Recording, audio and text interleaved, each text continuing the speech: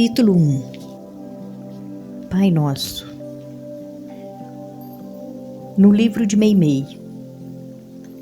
Meimei não é somente valorosa missionária do bem e da luz em nosso círculo de ação, mas também devotada orientadora de crianças e que se desvela no mundo espiritual pela formação da mente infantil à claridade do Evangelho Redentor. Colocando a sensibilidade a serviço da inteligência em seu formoso ideal de servir, tomou a prece dominical e com ela compôs o delicado poema de comentários e contos, lendas e observações que vamos ler, recordando as lições inesquecíveis do nosso Divino Mestre. Para todas as situações difíceis e para todos os problemas da luta humana, encontrou na oração do Senhor um ensino e uma solução, um apontamento e uma bênção, oferecendo-as às crianças nestas páginas que constituem fragmentos luminosos do seu coração, em forma de letras. Que Deus lhe multiplique as energias na plantação do bem e que os raios de amor da sua abençoada maternidade espiritual se irradiem com crescentes fulgurações por toda a parte em favor dos pequeninos. São os nossos votos. Emmanuel Pedro Leopoldo, 12 de junho de 1952. Pai nosso que estás no céu. Quando Jesus começou a prece dominical, satisfazendo ao pedido dos companheiros que desejavam aprender a orar, iniciou a rogativa dizendo assim: Pai nosso que estás no céu. O Mestre queria dizer-nos que Deus, acima de tudo, é nosso Pai, Criador das pessoas, das estrelas e das flores, Senhor dos céus e da terra. Para Ele, todos somos filhos abençoados. Com essa afirmativa, Jesus igualmente nos explicou que somos no mundo uma só família e que por isso todos somos irmãos, com o dever de ajudar-nos uns aos outros. Ele próprio, a fim de instruir-nos, viveu a fraternidade pura, auxiliando as pessoas felizes e infelizes, os necessitados e doentes, mostrando-nos o verdadeiro caminho da perfeição e da paz. Na condição de aprendizes do nosso Divino Mestre, devemos seguir-lhe o exemplo. Se sentirmos Deus como nosso Pai, reconheceremos que os nossos irmãos se encontram em toda parte e estaremos dispostos a ajudá-los, a fim de sermos ajudados mais cedo ou mais tarde.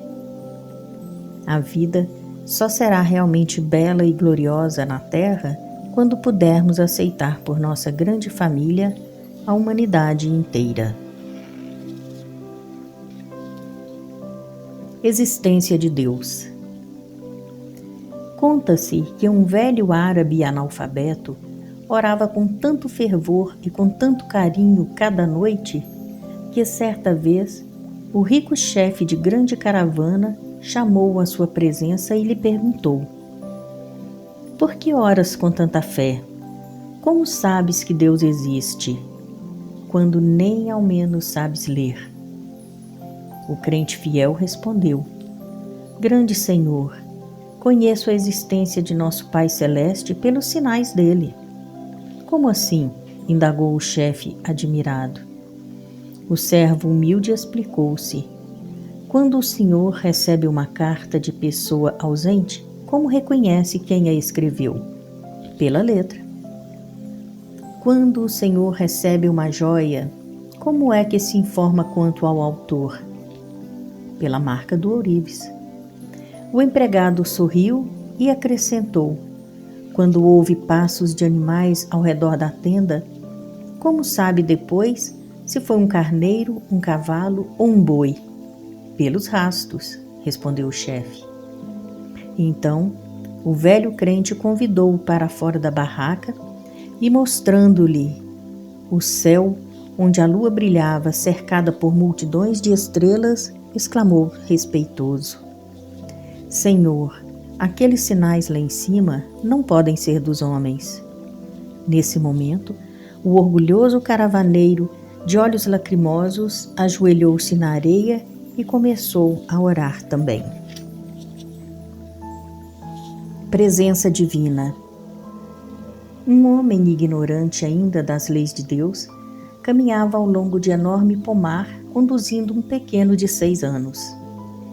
Eram Antoninho e seu tio, em passeio na vizinhança da casa em que residiam. Contemplavam com água na boca as laranjas maduras e respiravam, a bom respirar, o ar leve e puro da manhã. A certa altura da estrada, o velho depôs uma sacola sobre a grama verde e macia e começou a enchê-la com os frutos que descansavam em grandes caixas abertas, ao mesmo tempo que lançava olhares medrosos em todas as direções.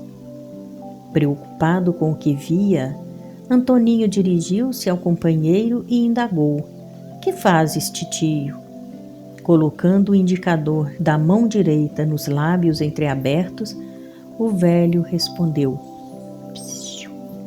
Em seguida, acrescentou em voz baixa: Aproveitemos agora, enquanto ninguém nos vê, e apanhemos algumas laranjas às escondidas.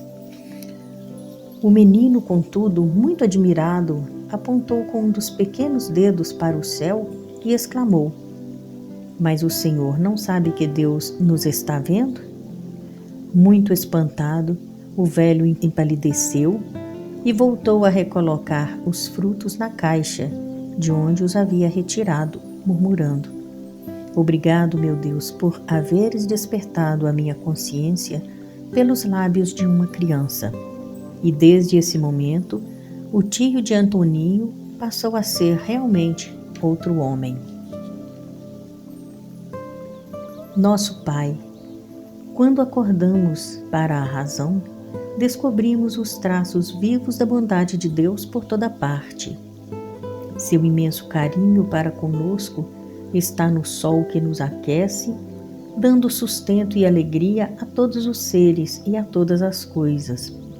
Nas nuvens que fazem a chuva para o contentamento da natureza, nas águas dos rios e das fontes que deslizam para o benefício das cidades, dos campos e dos rebanhos, no pão que nos alimenta, na doçura do vento que refresca, na bondade das árvores que nos estendem os galhos dadivosos em forma de braços ricos de bênçãos, na flor que espalha perfume na atmosfera, na ternura e na segurança de nosso lar, na assistência dos nossos pais, dos nossos irmãos e dos nossos amigos que nos ajudam a vencer as dificuldades do mundo e da vida, e na providência silenciosa que nos garante a conservação da saúde e da paz espiritual. Muitas pessoas de ciência pretendem definir Deus para nós, mas quando reparamos na proteção do Todo-Poderoso dispensada aos nossos caminhos e aos nossos trabalhos na terra, em todos os instantes da vida, somos obrigados a reconhecer que o mais belo nome que podemos dar ao Supremo Senhor é justamente aquele que Jesus nos ensinou em sua divina oração: Nosso Pai. Pensamentos. Primeiro, Deus é nosso Pai. Segundo, somos irmãos uns dos outros. Terceiro, Jesus é o Divino Mestre que Deus nos enviou.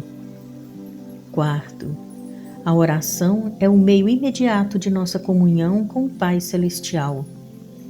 Quinto, nossos melhores pensamentos procedem da inspiração do alto. Sexto, a presença de Deus pode ser facilmente observada na bondade permanente e na inteligência silenciosa da natureza que nos cerca. Sétimo, devemos amar-nos uns aos outros. Oitavo, a voz divina pode ser reconhecida nos bons conselhos. Nono, sempre que ajudarmos, seremos ajudados. Em nossa terna mãezinha, cheia de santa afeição, sentimos que Deus nos fala no fundo do coração. Capítulo 2. Santificado seja o teu nome. O apostolado de Jesus foi uma constante santificação do nome de Deus. Por isso, o Mestre não se limitou a dizer santificado seja o teu nome na oração dominical. Procurou ele mesmo louvar o Pai Celeste, distribuindo o contentamento e a paz com todos. Se ele quisesse, poderia ter permanecido isolado em algum lugar de sua predileção, para viver com pensamentos sublimes, glorificando o Todo-Poderoso, com as suas meditações e com as suas preces.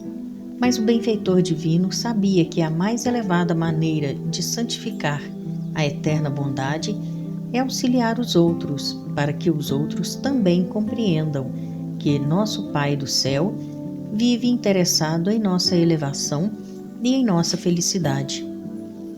Assim entendendo, Jesus amparou os velhos e as crianças, os necessitados e os doentes, os fracos e os sofredores, amando e ajudando sempre.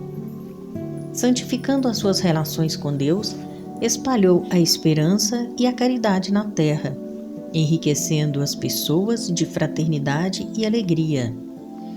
Tudo o que temos, tudo o que vemos, tudo o que recebemos e sentimos pertence a Deus, nosso Pai, que tudo engrandece e aperfeiçoa em nosso benefício. Por essa razão, devemos lembrar que estaremos santificando o nome de Deus sempre que estivermos realizando o melhor que possamos fazer. Glorificando o santo nome. O professor contou em aula que no princípio da vida na Terra, quando os minerais, as plantas e os animais souberam que era necessário santificar o nome de Deus, houve da parte de quase todos um grande movimento de atenção.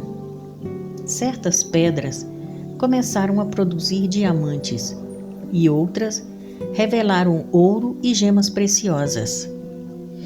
As árvores mais nobres começaram a dar frutos. O algodoeiro inventou alvos fios para a vestimenta das criaturas. A roseira cobriu-se de flores. A grama, como não conseguia crescer, alastrou-se pelo chão, enfeitando a terra. A vaca passou a fornecer leite. A galinha, para a alegria de todos, começou a oferecer ovos.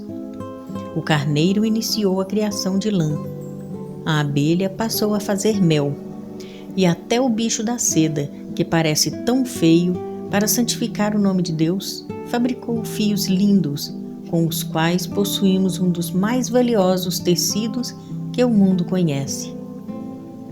Nesse ponto da lição, como o instrutor fizera uma pausa, Pedrinho perguntou: Professor, o que fazem os homens para isso?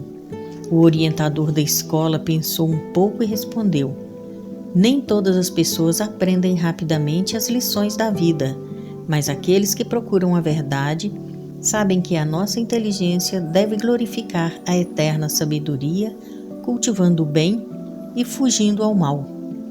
As pessoas que se consagram às tarefas da fraternidade, compreendendo os semelhantes e auxiliando a todos, são as almas acordadas para a luz e que louvam realmente o nome de nosso Pai Celeste. E concluindo, afirmou: O Senhor deseja a felicidade de todos e, por isso, todos aqueles que colaboram pelo bem-estar dos outros são os que santificam na terra a sua divina bondade. Cânticos de louvor. Quando a vida começava no mundo, os pássaros sofriam bastante, pousavam nas árvores e sabiam voar, mas como haviam de criar os filhotinhos? Isso era muito difícil. Obrigados a deixar os ovos no chão, viam-se quase sempre perseguidos e humilhados. A chuva resfriava-os e os grandes animais, pisando neles, quebravam-nos sem compaixão. E as cobras? Essas rastejavam no solo, procurando-os para devorá-los na presença dos próprios pais, aterrados e trêmulos.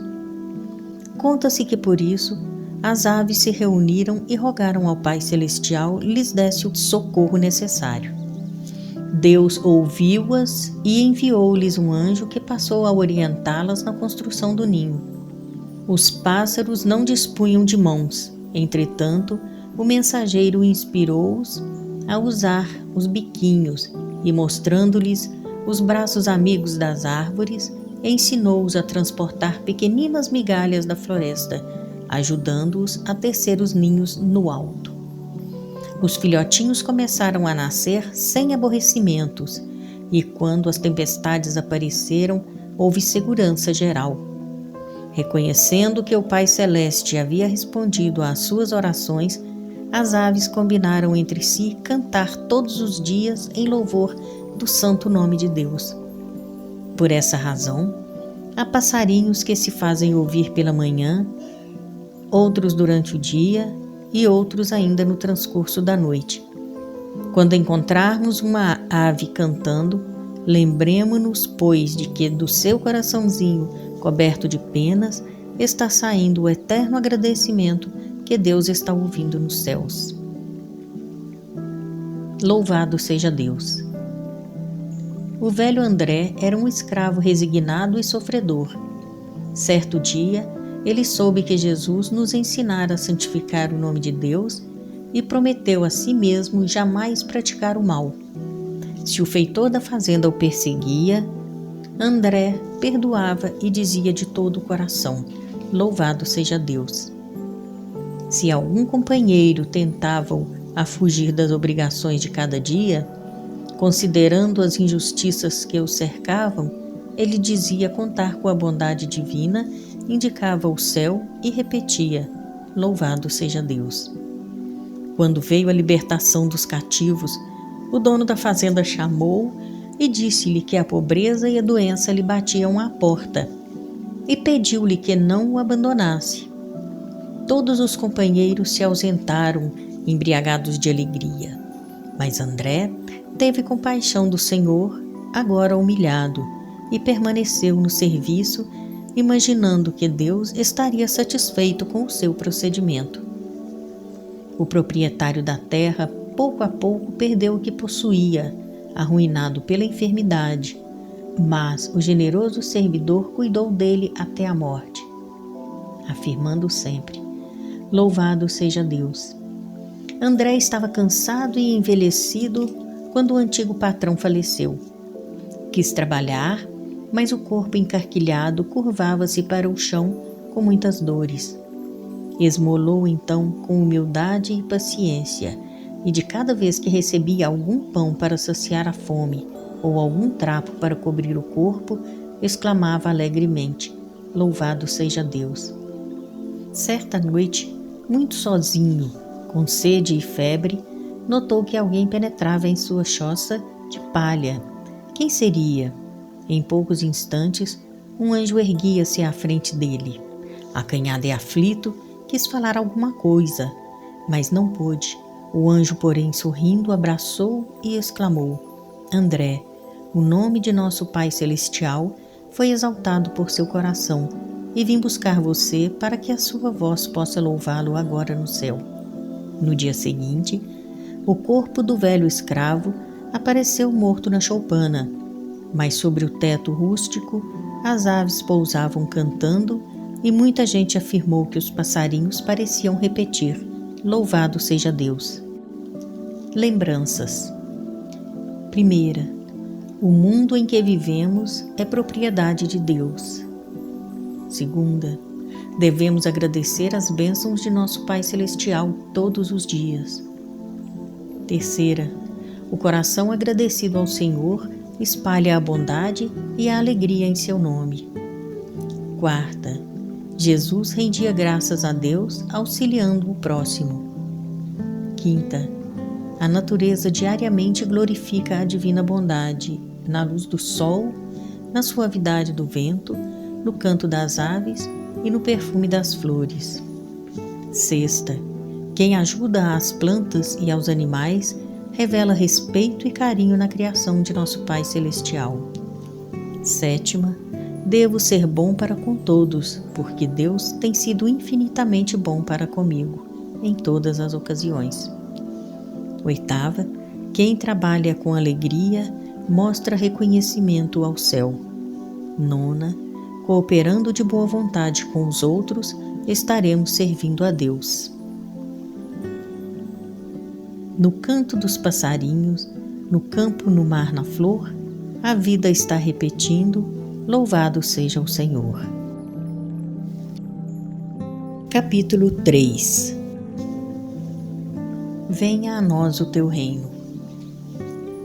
Venha a nós o teu reino, assim rogou Jesus ao Pai Celestial, sabendo que só o plano de Deus pode conceder-nos a verdadeira felicidade.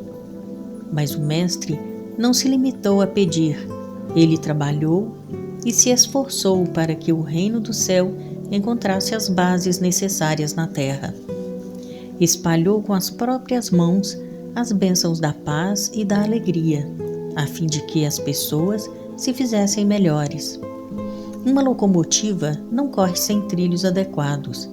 Um automóvel não avança sem a estrada que lhe é própria. Um prato bem feito precisa ser preparado com todos os temperos necessários. Assim também, o auxílio celeste reclama o nosso esforço. É indispensável purificar o nosso sentimento para recebê-lo e difundi-lo. Sem a bondade em nós, não poderemos sentir a bondade de Deus ou entender a bondade de nossos semelhantes. Quando é noite e reclamamos, venha a nós a luz, é necessário ofereçamos a lâmpada ou a candeia para que a luz resplandeça entre nós. Se rogamos a graça divina, preparemos o sentimento para entendê-la e manifestá-la, a fim de que a felicidade e a harmonia vivam conosco. Jesus trabalhou pela vinda da glória do céu ao mundo, auxiliando a todos e ajudando-nos até à cruz do sacrifício, dando-nos a entender que o reino de Deus é amor e só pelo amor brilhará entre os homens para sempre. A lição de bondade. Quando Jesus entrou vitoriosamente em Jerusalém, montado num burrico, eis que o povo alvoroçado vinha vê-lo e saudá-lo na praça pública. Muitos supunham que o mestre seria um dominador igual aos outros e bradavam: glória ao rei de Israel, abaixo os romanos, hosanas ao vencedor, viva o filho de Davi, viva o rei dos judeus. E atapetavam a rua de flores, rosas e lírios, palmas coloridas e folhas aromáticas cobriam o chão por onde o Salvador deveria passar. O mestre, contudo, sobre o animalzinho cansado, parecia triste e pensativo. Talvez refletisse que a alegria ruidosa do povo não era o tipo de felicidade que ele desejava. Queria ver o povo contente, mas sem ódio e sem revolta, inspirado pelo bem que ajuda à conservação das bênçãos divinas. O glorificado montador ia assim em silêncio, quando uma linda jovem se destacou da multidão, abeirou-se dele e lhe entregou uma braçada de rosas, exclamando: Senhor, ofereço-te estas flores para o reino de Deus.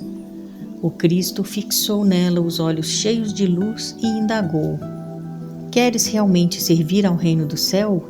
Sim, disse a moça feliz. Então pediu-lhe o mestre: Ajuda-me a proteger o burrico que me serve, trazendo-lhe um pouco de capim e água fresca. A jovem atendeu prontamente e começou a compreender que na edificação do reino divino, Jesus espera de nós, acima de tudo, a bondade sincera e fiel do coração. Algo mais. Um crente sincero na bondade do céu, desejando aprender como colaborar na construção do reino de Deus, pediu certo dia ao Senhor a graça de compreender os propósitos divinos e saiu para o campo. De início, encontrou-se com um vento que cantava, e o vento lhe disse: Deus mandou que eu ajudasse as sementeiras e varresse os caminhos, mas eu gosto também de cantar, embalando os doentes e as criancinhas. Em seguida, o devoto surpreendeu uma flor que inundava o ar de perfume, e a flor lhe contou: Minha missão é preparar o fruto. Entretanto, produzo também o aroma que perfuma até mesmo os lugares mais impuros. Logo após, o homem estacou ao pé de grande árvore que protegia um poço d'água cheio de rãs, e a árvore lhe falou: Confiou-me o Senhor a tarefa de auxiliar as pessoas, contudo, creio que devo amparar igualmente as fontes, os pássaros e os animais. O visitante fixou os feios batráquios e fez um gesto de repulsa, mas a árvore continuou: Estas rãs são boas amigas. Hoje posso ajudá-las, mas depois serei ajudada por elas na defesa de minhas próprias raízes contra os vermes da destruição e da morte. O devoto compreendeu o ensinamento e seguiu adiante, atingindo uma grande cerâmica. Acariciou o barro que estava sobre a mesa e o barro lhe disse: Meu trabalho é o de garantir o solo firme, mas obedeço ao oleiro e procuro ajudar na residência das criaturas, dando forma a tijolos, telhas e vasos.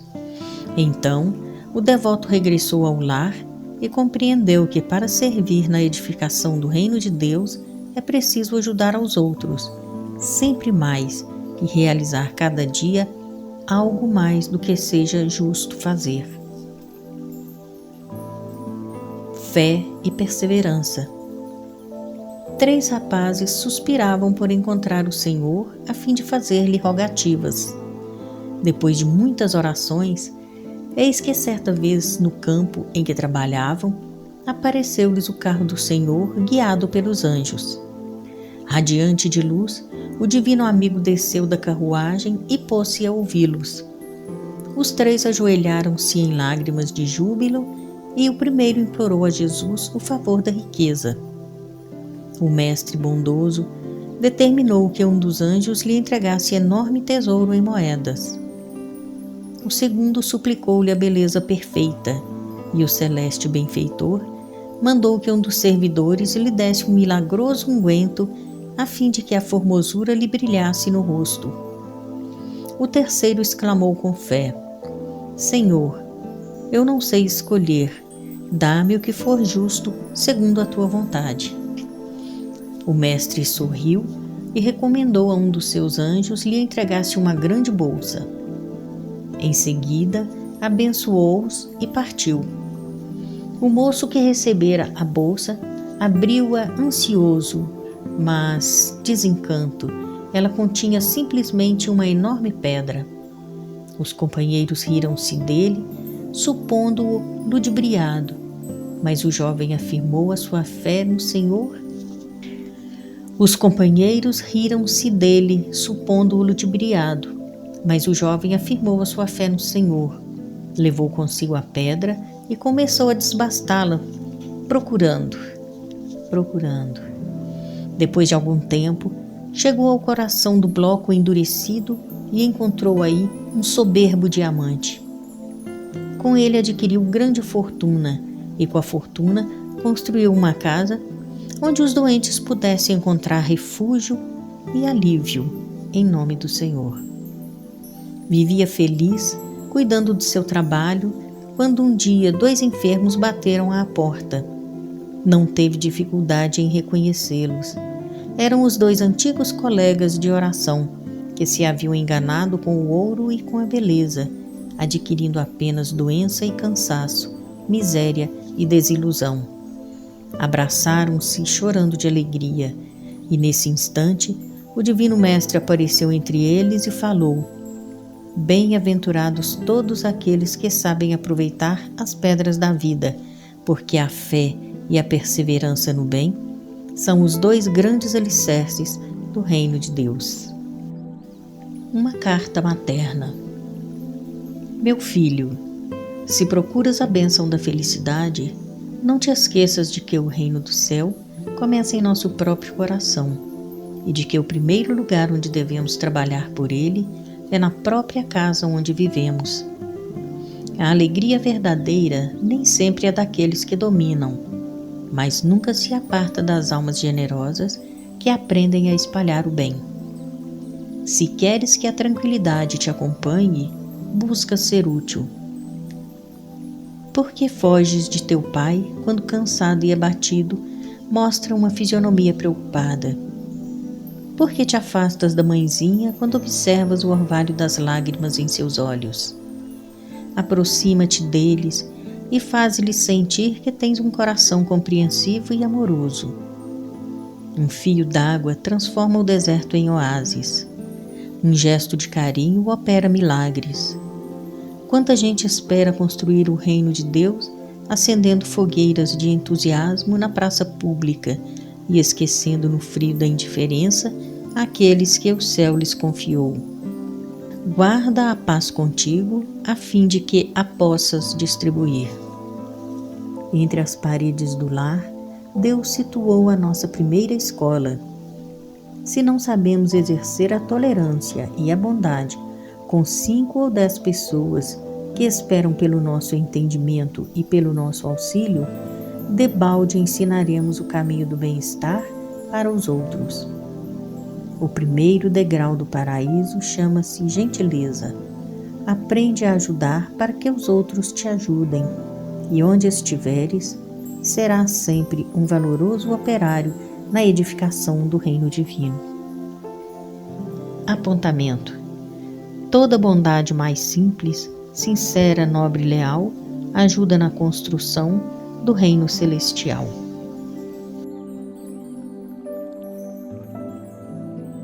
Capítulo 4. Seja feita a tua vontade, assim na terra como no céu. Na construção de uma casa sólida e confortável, há sempre um plano do arquiteto para ser obedecido.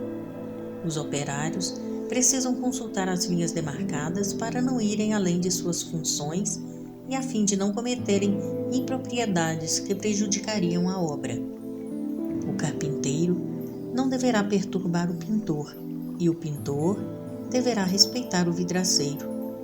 Assim também nos serviços de elevação espiritual das criaturas e do mundo, é necessário procurarmos a vontade do Senhor para que os desígnios divinos sejam devidamente executados.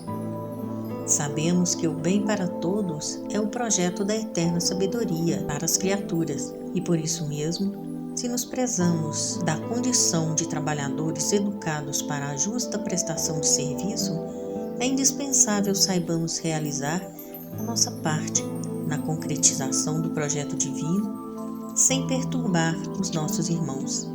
Estejamos convictos de que, se cada um de nós cumprir a obrigação que lhe compete no plano do eterno bem, oferecendo a cada dia o melhor que pudermos, estaremos indiscutivelmente atendendo às determinações do nosso Pai Celestial. O serviço da perfeição.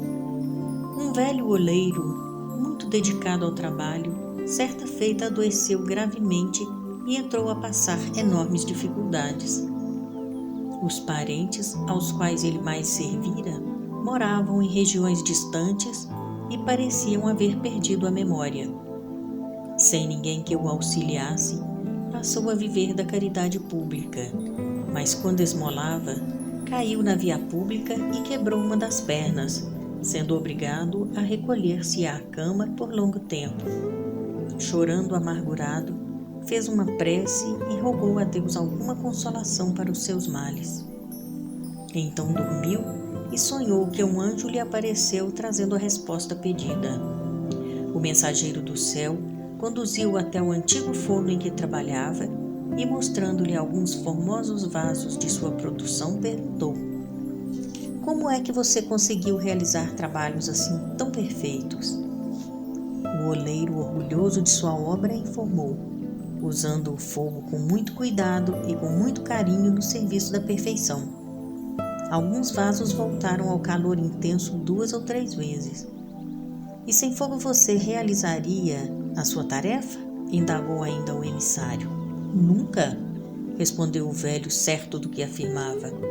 Assim também esclareceu o anjo bondoso: o sofrimento e a luta são as chamas invisíveis que nosso Pai Celestial criou para o embelezamento de nossas almas, que um dia serão vasos sublimes e perfeitos para o serviço do céu. Nesse instante, o doente acordou, compreendeu a vontade divina e rendeu graças a Deus. O pequeno aborrecimento. Um moço de boas maneiras, incapaz de ofender os que lhe buscavam o concurso amigo, sempre meditava na vontade de Deus, disposto a cumpri-la. Certa vez, muito preocupado com o horário, aproximou-se de um pequeno ônibus com a intenção de aproveitá-lo para a travessia de extenso trecho da cidade em que morava. Mas no momento exato em que o ia fazer, surgiu-lhe à frente um vizinho que lhe prendeu a atenção para a longa conversa. O rapaz consultava o relógio de segundo a segundo, deixando perceber a pressa que o levava a movimentar-se rápido. Mas o amigo, segurando-lhe o braço, parecia desvelar-se em transmitir-lhe todas as minudências de um caso absolutamente sem importância. Contrafeito com a insistência da conversação, aborrecida e inútil, o jovem ouvia o companheiro por espírito de gentileza, quando o veículo largou sem ele. Daí a alguns minutos, porém, correu inquietante notícia. A máquina estava sendo guiada por um condutor embriagado e precipitara-se num despenhadeiro, espatifando-se.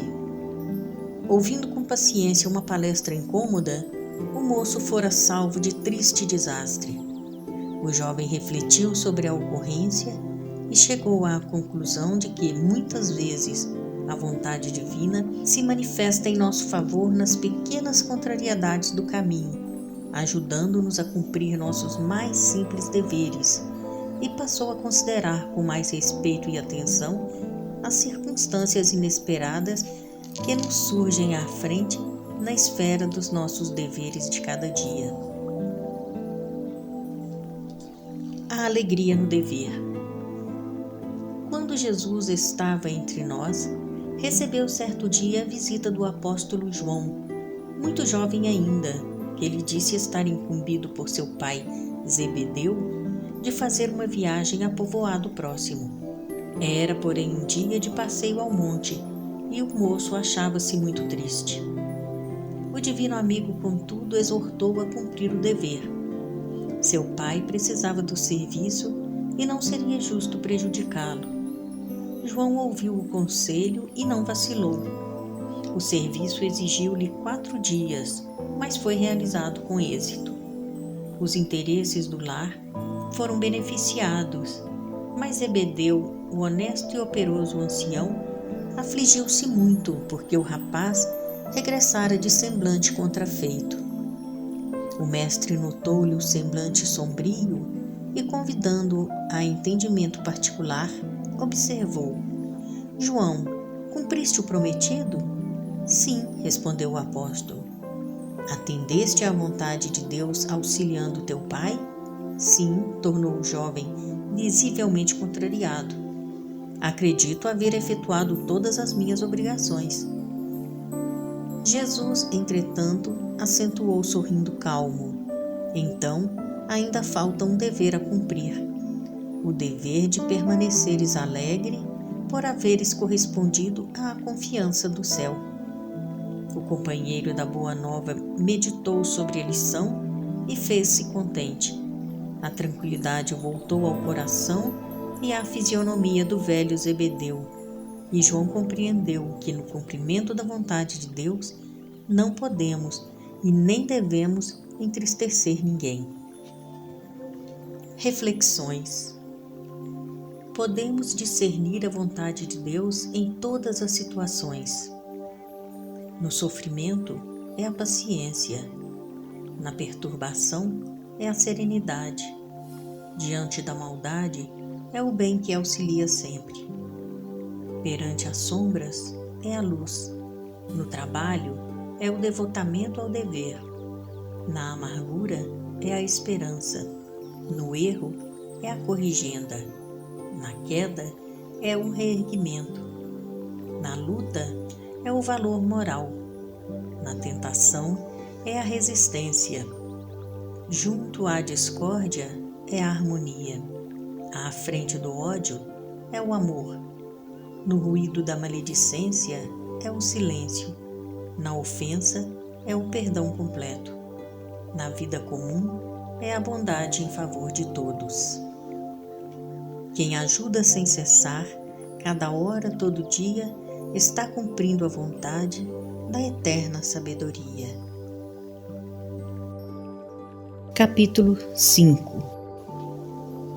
Pão nosso de cada dia nos dá hoje. O pão nosso de cada dia não é somente o almoço e o jantar, o café e a merenda. É também a ideia e o sentimento, a palavra e a ação. Para que reine a saúde com alegria em torno de nós, precisamos de nossas refeições, mas necessitamos também de paz e esperança, de fé e valor moral. Com os nossos modos de agir, operamos sobre os outros. Conversando, distribuímos nossos pensamentos. Nossos atos influenciam os que nos cercam, segundo as nossas intenções. Por isso, também os outros nos alimentam com as suas atitudes. Se estimamos as conversações deprimentes, se buscamos a leitura de natureza inferior, depressa nos vemos alterados e perturbados, sem disso nos apercebermos. As nossas companhias falam claramente de nós. Nossas leituras revelam nosso íntimo. Procuremos, desse modo, o pão espiritual que nos garanta a harmonia interior, que conserve o nosso caráter firme sobre os alicerces do bem, que nos guarde contra a maldade e que nos ajude a ser exemplos de compreensão e fraternidade. Em Jesus temos o pão que desceu do céu, e ainda hoje o Mestre continua alimentando o pensamento da humanidade por intermédio de um livro, o Evangelho Divino, em que ele nos ensina, através da bondade e do amor, o caminho de nossa felicidade para sempre. A necessidade do esforço. Conta-se que no princípio da vida terrestre, o alimento das criaturas era encontrado como oferta da divina providência em toda parte. Em troca de tanta bondade, o Pai Celeste rogava aos corações mais esforço no aperfeiçoamento da vida. O povo, no entanto, observando que tudo lhe vinha de graça, começou a menosprezar o serviço. O mato inútil cresceu tanto que invadia as casas onde toda a gente se punha a comer e dormir. Ninguém desejava aprender a ler. A ferrugem, o lixo e o mofo apareciam em todos os lugares.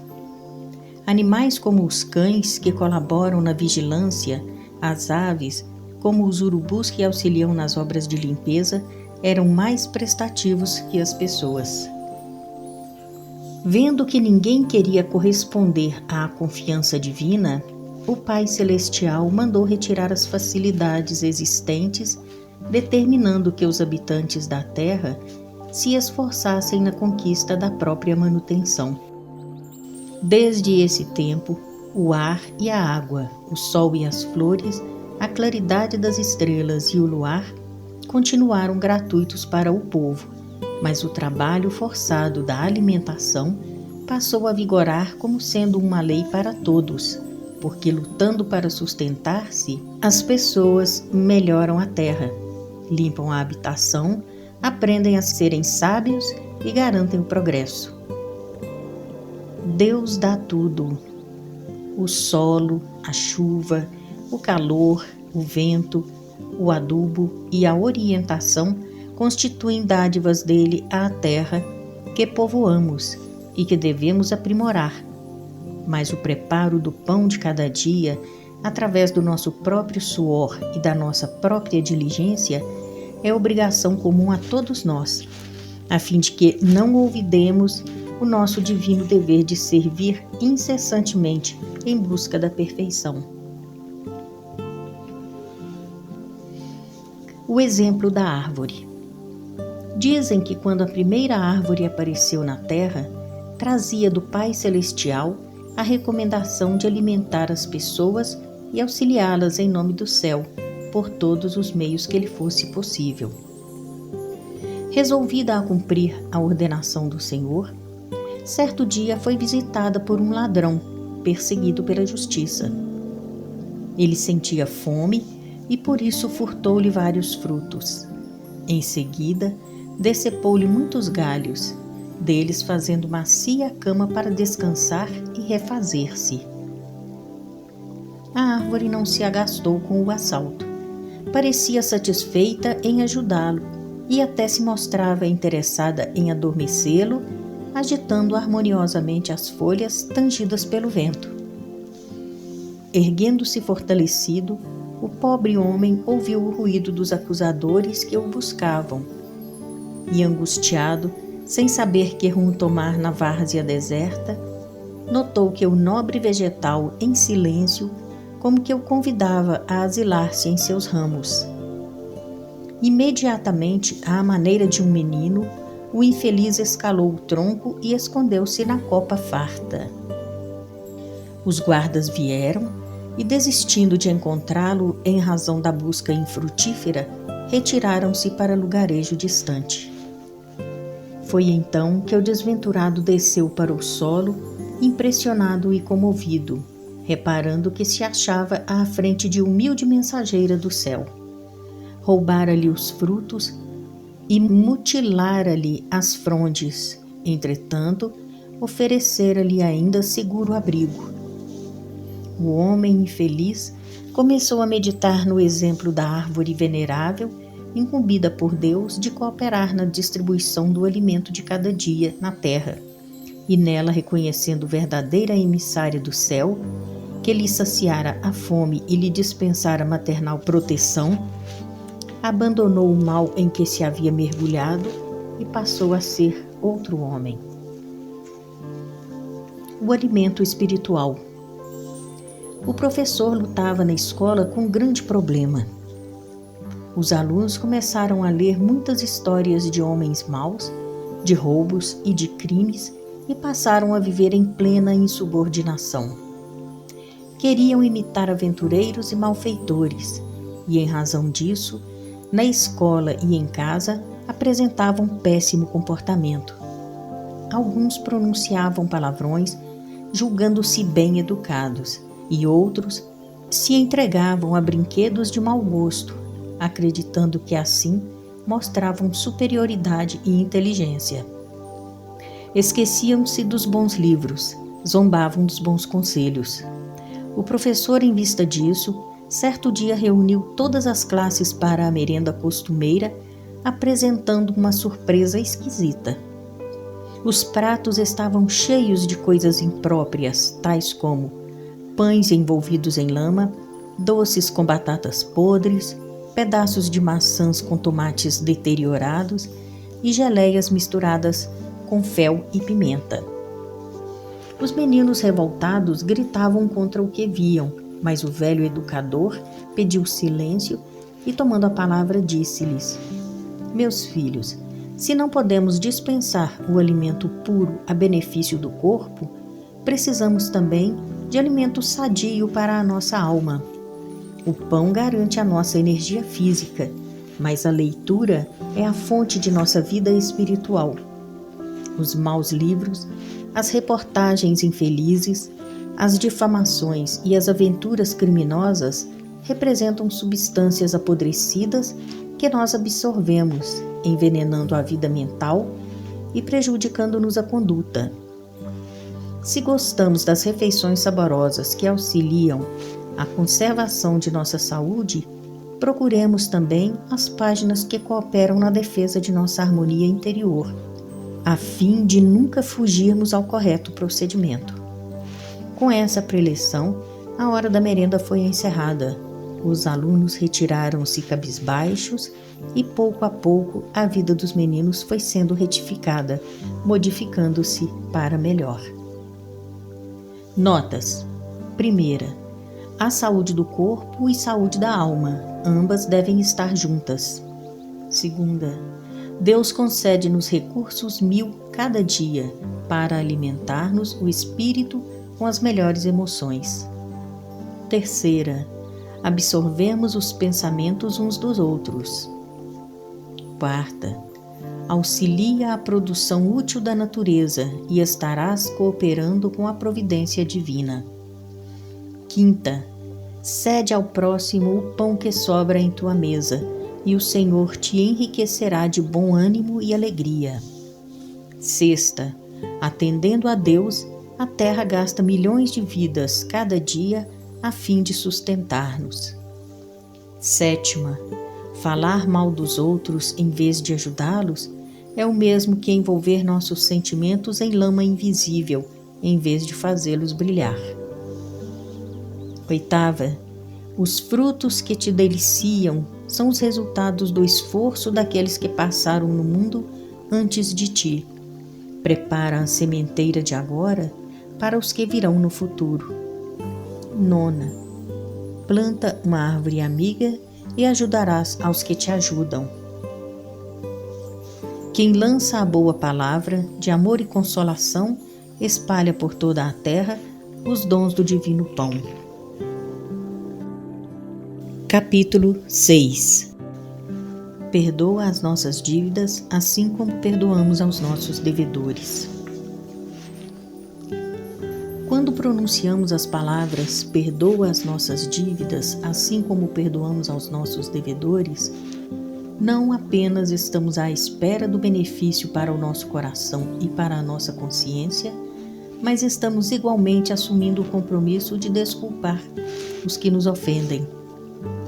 Todos possuímos a tendência de observar com evasivas os grandes defeitos que existem em nós, reprovando, entretanto, sem exame, pequeninas faltas alheias.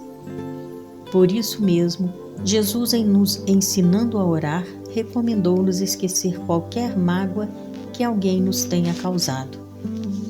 Se não oferecermos repouso à mente do próximo, como poderemos aguardar o descanso para os nossos pensamentos? Será justo conservar todo o pão em nossa casa, deixando a fome aniquilar a residência do vizinho? A paz é também alimento da alma, e se desejamos tranquilidade para nós, não nos esqueçamos do entendimento e da harmonia que devemos aos demais. Quando pedirmos a tolerância do Pai Celeste em nosso favor, lembremo-nos também de ajudar aos outros com a nossa tolerância. Auxiliemos sempre. Se o Senhor pode suportar-nos e perdoar-nos, concedendo-nos constantemente novas e abençoadas oportunidades de retificação, aprendamos igualmente a espalhar a compreensão e o amor em benefício dos que nos cercam. O perdão justo. Em certa cidade europeia, um homem ignorante, considerado malfeitor, foi condenado à morte na forca. O juiz fora severo no julgamento. Afirmava que o infeliz era grande criminoso e que só a pena última podia solucionar-lhe a situação. Alguns dias antes do enforcamento, o magistrado veio ao cárcere em companhia de um filho, jovem, alegre e de bom coração, que, em se aproximando de velho soldado, pôs-se a examinar-lhe a arma de fogo. Sem que o rapaz pudesse refletir no perigo do objeto que revirava nas mãos, um tiro escapou rápido e, com espanto de todos, a bala em disparada alojou-se num dos braços do condenado à morte, que observava a cena tranquilamente da grade. Banhado em sangue, foi socorrido pelo juiz e pelos circunstantes, e porque a palavra do magistrado fosse dura e cruel para o filho e refletido, o prisioneiro lembrou os ensinamentos de Jesus ajoelhou-se aos pés do visitante ilustre e suplicou-lhe desculpas para o moço em lágrimas, afirmando que o jovem não tivera a mínima intenção de magoá-lo. O juiz notou a profunda sinceridade da rogativa e, em silêncio, passou a reparar que o condenado era portador de nobre coração e de inexprimível bondade. No dia imediato, promoveu medidas para a revisão do processo que lhe dizia respeito, e em pouco tempo a pena de morte era comutada para somente alguns meses de prisão. Perdoando ao rapaz que o ferira, o prisioneiro encontrou o perdão justo para as suas faltas, conseguindo desse modo recomeçar a vida em bases mais sólidas de paz, confiança, trabalho e alegria. O efeito da cólera. Um velho judeu de alma torturada por pesados remorsos chegou certo dia aos pés de Jesus e confessou-lhe estranhos pecados. Valendo-se da autoridade que detinha do passado, havia despojado vários amigos de suas terras e bens, arremessando-os à ruína total e reduzindo-lhes as famílias a doloroso cativeiro. Com maldade premeditada, semeara em muitos corações o desespero, a aflição e a morte. Achava-se desse modo enfermo, aflito e perturbado. Médicos não lhe solucionavam os problemas, cujas raízes se perdiam nos profundos labirintos da consciência dilacerada. O Mestre Divino, porém, ali mesmo, na casa de Simão Pedro, onde se encontrava, orou pelo doente e em seguida lhe disse: vai em paz e não peques mais. O ancião notou que uma onda de vida nova lhe penetrara no corpo, sentiu-se curado e saiu rendendo graças a Deus. Parecia plenamente feliz quando, ao atravessar a extensa fila dos sofredores que esperavam pelo Cristo, um pobre mendigo, sem querer, pisou-lhe num dos calos que trazia nos pés. O enfermo restaurado soltou um grito terrível e atacou o mendigo a bengaladas. Estabeleceu-se grande tumulto. Jesus veio à rua apaziguar os ânimos. Contemplando a vítima em sangue, abeirou-se do ofensor e falou: depois de receberes o perdão em nome de Deus para tantas faltas, não pudeste desculpar a ligeira precipitação de um companheiro mais desventurado que tu? O velho judeu, agora muito pálido, pôs as mãos sobre o peito e bradou para o Cristo: Mestre, socorre-me, sinto-me desfalecer de novo, que será isso? Mas Jesus apenas respondeu muito triste: isso, meu irmão, é o ódio e a cólera que outra vez chamaste ao próprio coração. E ainda hoje, isso acontece a muitos que, por falta de paciência e de amor, adquirem amargura, perturbação e enfermidade. Mãezinha. Quando o Pai Celestial precisou colocar na terra as primeiras criancinhas, chegou à conclusão de que devia chamar alguém que soubesse perdoar infinitamente, de alguém que não enxergasse o mal, que quisesse ajudar sem exigir pagamento, que se dispusesse a guardar os meninos com paciência e ternura junto do coração, que tivesse bastante serenidade para repetir incessantemente as pequeninas lições de cada dia, que pudesse velar noites e noites sem reclamação, que cantarolasse baixinho para adormecer os bebês que ainda não podem conversar, que permanecesse em casa por amor, amparando os meninos que ainda não podem sair à rua, que contasse muitas histórias sobre a vida e sobre o mundo, que abraçasse e beijasse as crianças doentes, que lhe ensinasse a dar os primeiros passos, garantindo o corpo de pé, que os conduzisse à escola a fim de que aprendessem a ler. Dizem que nosso Pai do céu permaneceu muito tempo examinando e, em seguida, chamou a mulher, deu-lhe o título de mãezinha e confiou-lhe as crianças. Por esse motivo, Nossa mãezinha é a representante do divino amor no mundo, ensinando-nos a ciência do perdão e do carinho em todos os instantes de nossa jornada na Terra. Se pudermos imitá-la nos exemplos de bondade e sacrifício que constantemente nos oferece, por certo seremos na vida preciosos auxiliares de Deus. O silêncio. O silêncio ajuda sempre. Primeiro, quando ouvimos palavras infelizes. Segundo, quando alguém está irritado. Terceiro, quando a maledicência nos procura. Quarto, quando a ofensa nos golpeia. Quinto, quando alguém se encoleriza. Sexto, quando a crítica nos fere. Sétimo, quando escutamos a calúnia. Oitavo, quando a ignorância nos acusa. Nono, quando o orgulho nos humilha. Décimo, quando a vaidade nos provoca. O silêncio é a gentileza do perdão que se cala e espera o tempo.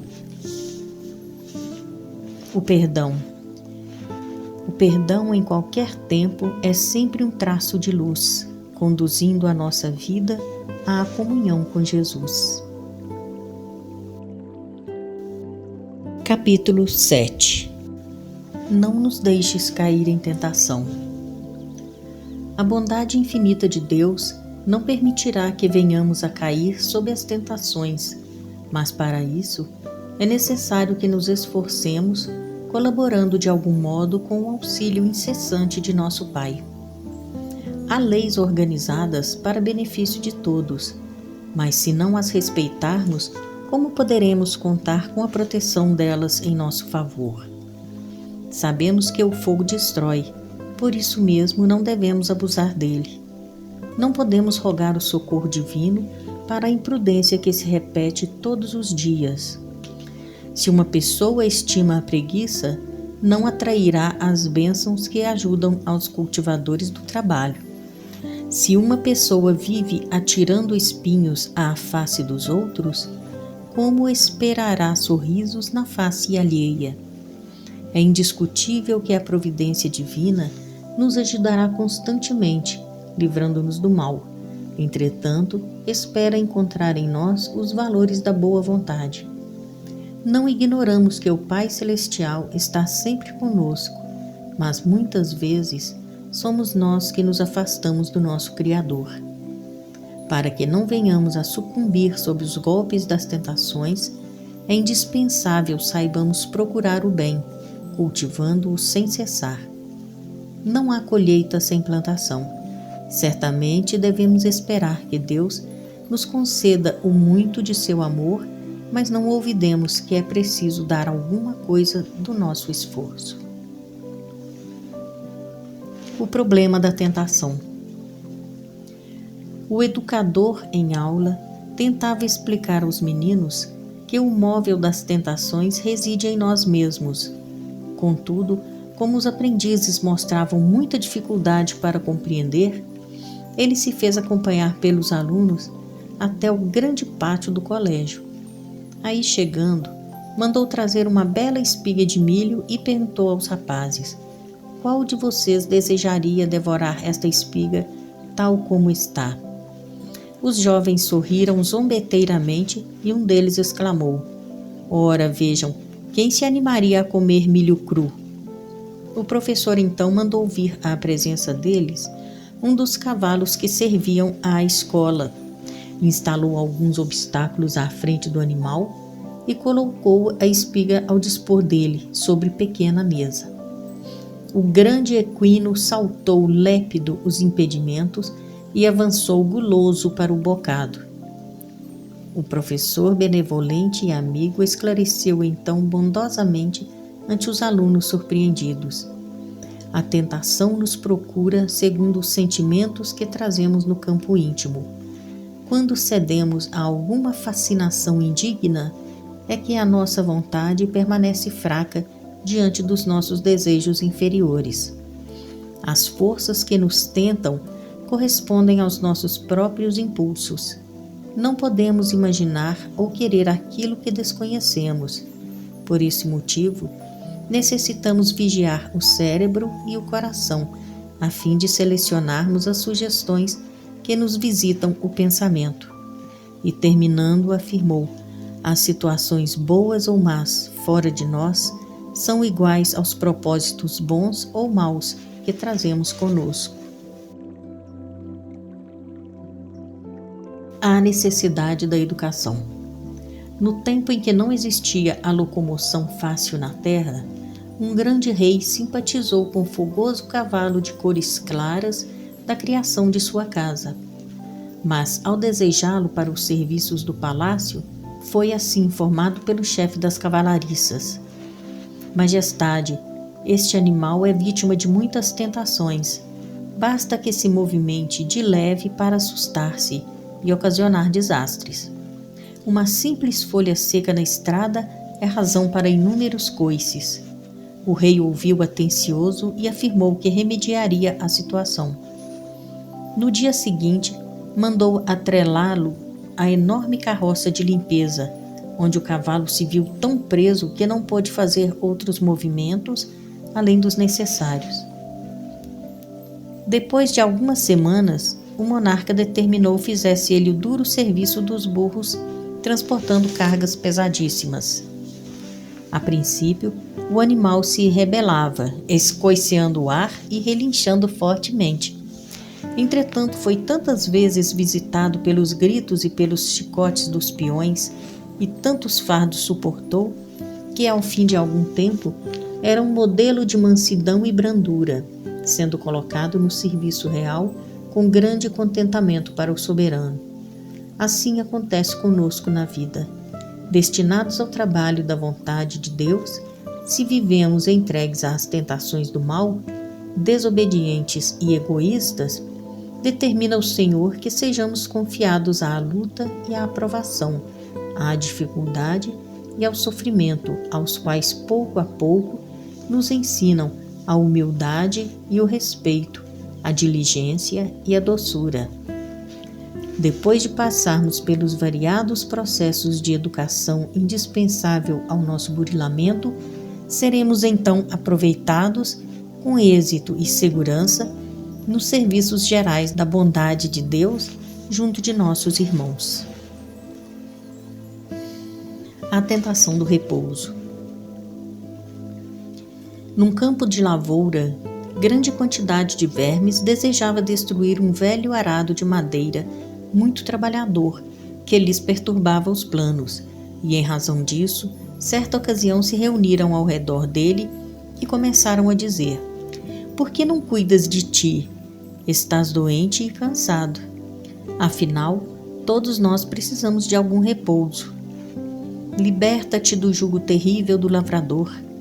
Pobre máquina, a quantos martírios te submetes? O arado escutou e acabou acreditando. Ele, que era tão corajoso que nem sentia o mais leve incômodo nas mais duras obrigações, começou a queixar-se do frio da chuva, do calor do sol, da aspereza das pedras e da umidade do chão. Tanto clamou e chorou, implorando descanso, que o antigo companheiro concedeu-lhe alguns dias de folga, a um canto do milharal. Quando os vermes o viram parado, aproximaram-se em massa, atacando-o sem compaixão. Em poucos dias apodreceram-no, crivando-o de manchas, de feridas e de buracos. O arado gemia e suspirava pelo socorro do lavrador, sonhando com o regresso às tarefas alegres e iluminadas do campo. Mas era tarde. Quando o prestimoso amigo voltou a utilizá-lo, era simplesmente um traste inútil. A história do arado é um aviso para nós todos. A tentação do repouso é das mais perigosas, porque, depois da ignorância, a preguiça é a fonte escura de todos os males. Jamais olvidemos que o trabalho é o dom divino que Deus nos confiou para a defesa de nossa alegria e para a conservação de nossa própria saúde. A bênção do trabalho. É pela bênção do trabalho que podemos esquecer os pensamentos que nos perturbam, olvidar os assuntos amargos, servindo ao próximo no enriquecimento de nós mesmos. Com o trabalho, melhoramos nossa casa e engrandecemos o trecho de terra onde a providência divina nos situou. Ocupando a mente, o coração e os braços nas tarefas do bem, exemplificamos a verdadeira fraternidade e adquirimos o tesouro da simpatia com o qual angariaremos o respeito e a cooperação dos outros. Quem não sabe ser útil não corresponde à bondade do céu, não atende aos seus justos deveres para com a humanidade, nem retribui a dignidade da pátria amorosa que lhe serve de mãe. O trabalho é uma instituição de Deus. Senda de perfeição. Quem move as mãos no serviço, foge à treva e à tentação. Trabalho de cada dia é senda de perfeição. Capítulo 8. Livra-nos do mal, porque teu é o reino, o poder e a glória para sempre. Assim seja. O Senhor livrar-nos-á do mal, entretanto é preciso que desejemos não errar. Que dizer de uma pessoa que pedisse socorro contra o incêndio, lançando gasolina à fogueira? O reino da vida, com todas as suas notas de grandeza, pertence a Deus. Todo o poder e toda a glória do universo, todos os recursos e todas as possibilidades da existência são da providência divina, mas em nosso círculo de ação, a vontade é nossa. Se não ligamos nossos desejos à lei do bem que procede do céu, representando para nós a vontade paterna de nosso Pai Celeste, não podemos aguardar harmonia e contentamento para o nosso coração. Nas sombras do egoísmo, estaremos sozinhos, aflitos, perturbados e desalentados, porque egoísmo quer dizer felicidade somente para nós, contra a felicidade dos outros. Deus permitiu que a vontade seja um patrimônio propriamente nosso, a fim de que possamos adquirir a liberdade e a grandeza, o amor e a sabedoria por nós mesmos, como filhos de sua infinita bondade. Por isso, se somos escravos das nossas criações, que por vezes gastamos muito tempo a retificar, continuamos sempre livres para desejar e imaginar. E sabemos que qualquer serviço ou realização começa em nossos sentimentos e pensamentos. Saibamos, desse modo, conservar a nossa vontade à luz da consciência reta, porque rogando a Deus nos liberte do mal, é preciso, por nossa vez, procurar o caminho do bem. O exemplo da fonte. Um estudante da sabedoria, rogando ao seu instrutor lhe explicasse qual a melhor maneira de livrar-se do mal, foi por ele conduzido a uma fonte que deslizava calma e cristalina, e seguindo-lhe o curso, observou: veja o exemplo da fonte, que auxilia a todos sem perguntar e que nunca se detém até alcançar a grande comunhão com o oceano. Junto dela crescem as plantas de toda a sorte, e em suas águas dessedentam-se animais de todos os tipos e feitios. Enquanto caminhavam, um pequeno atirou 2 pedras à corrente e as águas as engoliram em silêncio, prosseguindo para adiante. Reparou, disse o mentor amigo, a fonte não se insurgiu contra as pedradas, recebeu-as com paciência e seguiu trabalhando. Mais à frente, viram um grosso canal de esgoto arremessando detritos no corpo-alvo das águas, mas a corrente absorvia o lodo escuro sem reclamações e avançava sempre. O professor comentou para o aprendiz: a fonte não se revolta contra a lama que lhe atiram à face, recolhe-a sem gritos e transforma-a em benefício para a terra necessitada de adubo. Adiante ainda notaram que, enquanto andorinhas se banhavam lépidas feios sapos penetravam também a corrente e pareciam felizes em alegres mergulhos. As águas amparavam a todos, sem a mínima queixa. O bondoso mentor indicou o lindo quadro ao discípulo e terminou: assinalemos o exemplo da fonte e aprenderemos a libertar-nos de qualquer cativeiro, porque, em verdade, só aqueles que marcham para adiante, com o trabalho que Deus lhes confia, sem se ligarem às sugestões do mal, conseguem vencer dignamente na vida, garantindo, em favor de todos, as alegrias do bem eterno. A história do livro. O mundo vivia em grandes perturbações. As criaturas andavam empenhadas em conflitos constantes, assemelhando-se aos animais ferozes quando em luta violenta. Os ensinamentos das pessoas boas, prudentes e sábias eram rapidamente esquecidos, porque depois da morte deles, ninguém mais lhes lembrava a palavra orientadora e conselheira. A ciência começava com o esforço de algumas pessoas dedicadas à inteligência. Entretanto, rapidamente desaparecia, porque lhe faltava continuidade. Era impraticável o prosseguimento das pesquisas louváveis sem a presença dos iniciadores. Por isso, o povo, como que sem luz, recaía sempre nos grandes erros, dominado pela ignorância e pela miséria. Foi então que o Senhor, compadecendo-se das pessoas, lhes enviou um tesouro de inapreciável importância, com o qual se dirigissem para o verdadeiro progresso. Esse tesouro é o livro. Com ele apareceu a escola. Com a escola, a educação foi consolidada na terra e com a educação o povo começou a livrar-se do mal conscientemente. Muitas pessoas de cérebro transviado escreveram maus livros, inclinando a alma do mundo ao desespero e à ironia, ao desânimo e à crueldade.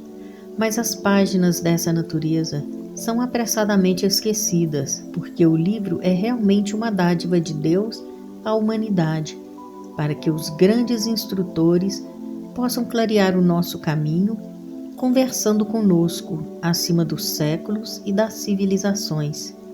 É pelo livro que recebemos o ensinamento e a orientação, o reajuste mental e a renovação interior. Dificilmente poderíamos conquistar a felicidade sem a boa leitura. O próprio Jesus, a fim de permanecer conosco, legou-nos o Evangelho de amor, que é, sem dúvida, o livro divino em cujas lições podemos encontrar a libertação de todo o mal. A salvação inesperada. Num país europeu, certa tarde muito chuvosa, um maquinista cheio de fé em Deus, começando a acionar a locomotiva com o trem repleto de passageiros para a longa viagem, fixou o céu escuro e repetiu com muito sentimento a oração dominical. O comboio percorreu léguas e léguas dentro das trevas densas, quando, alta noite, ele viu à luz do farol aceso alguns sinais que lhe pareceram feitos pela sombra de 2 braços angustiados a lhe pedirem atenção e socorro. Emocionado, fez o trem parar de repente e, seguido de muitos viajantes, correu pelos trilhos de ferro, procurando verificar se estavam ameaçados de algum perigo. Depois de alguns passos, foram surpreendidos por gigantesca inundação que, invadindo a terra com violência, destruíra a ponte que o comboio deveria atravessar. O trem fora salvo, milagrosamente. Tomados de infinita alegria, o maquinista e os viajores procuraram a pessoa que lhes fornecera o aviso salvador, mas ninguém aparecia. Intrigados, continuaram na busca, quando encontraram no chão um grande morcego agonizante. O enorme voador batera as asas à frente do farol em forma de 2 braços agitados e caíra sobre as engrenagens. O maquinista retirou-o com cuidado e carinho, mostrou aos passageiros assombrados e contou como orara ardentemente, invocando a proteção de Deus antes de partir. E ali mesmo ajoelhou-se ante o morcego que acabava de morrer, exclamando em alta voz: Pai nosso que estás no céu, santificado seja o teu nome. Venha a nós o teu reino. Seja feita a tua vontade, assim na terra como no céu. O pão nosso de cada dia dá-nos hoje. Perdoa as nossas dívidas, assim como perdoamos aos nossos devedores. Não nos deixes cair em tentação e livra-nos do mal, porque teu é o reino, o poder e a glória para sempre. Assim seja. Quando acabou de orar, grande quietude reinava na paisagem. Todos os passageiros, crentes e descrentes, estavam também ajoelhados, repetindo a prece com amoroso respeito. Alguns choravam de emoção e reconhecimento, agradecendo ao Pai Celestial que lhes salvara a vida por intermédio de um animal que infunde tanto pavor às criaturas humanas. E até a chuva parara de cair, como se o céu silencioso estivesse igualmente acompanhando a sublime oração. Prece. Senhor, ensina-nos a oferecer-te o coração puro e o pensamento elevado na oração. Ajuda-nos a pedir em teu nome, para que a força de nossos desejos não perturbe a execução de teus desígnios. Ampara-nos a fim de que nosso sentimento se harmonize com a tua vontade e que possamos cada dia ser instrumentos vivos e operosos da paz e do amor, do aperfeiçoamento e da alegria, de acordo com a tua lei. Assim seja.